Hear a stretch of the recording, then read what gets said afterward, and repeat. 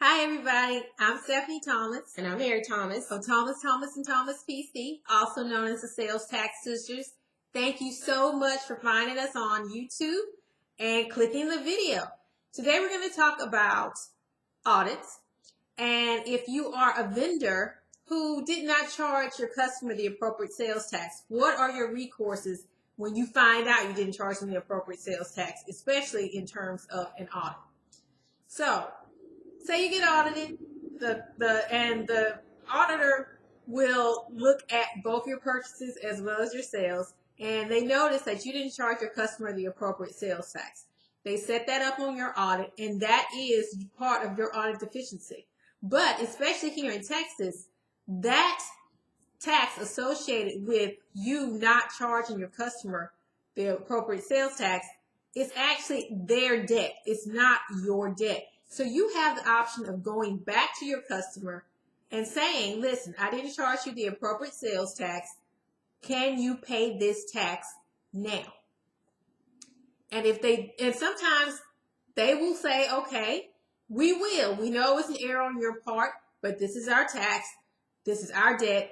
We will reimburse you for the sales tax you should have charged. Or, you may be lucky enough to get someone who has already been audited and it's been assessed on their audit. So the taxing authority has already been paid that tax.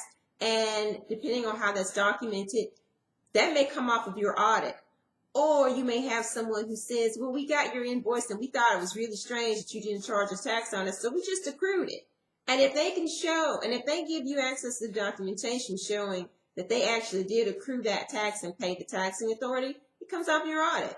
Exactly. So just note that if you, for whatever reason, didn't charge your customer the appropriate sales tax, you have options. You can always bill them the tax that you should have charged at the time of sale. And like Mary explained, they may have accrued the appropriate use tax. If you get proof of that, you can get those items off of your audit. Or they can actually pay you the tax that was owed.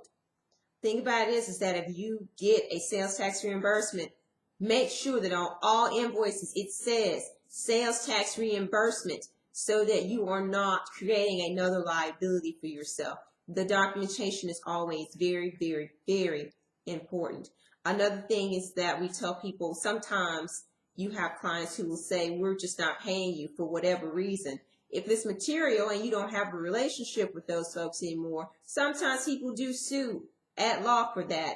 There are remedies as relates to that at law, depending on what jurisdiction you're in. It's actually in the Texas tax code that it's the liability of the purchaser and not the seller. So that occasionally does happen.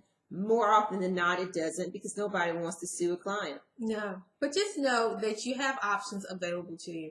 So just keep that in mind the next time something like this unfortunately pops up, because it does every now and again. It does more than every now and again. It pops up, especially if someone didn't issue you a correct exemption certificate, which we talked about on a previous video. Exactly. So for this topic, that's it. This is a two-parter. We're also going to talk about the flip side of when you receive a letter from someone or a billing from someone seeking a sales tax reimbursement because they did not charge you the appropriate sales tax. So stay tuned for part 2 of the video. If you like it, please thumbs up. And if you haven't subscribed, please consider doing so. If you have subscribed, thank you. We appreciate it. Have a good one. Bye. Bye.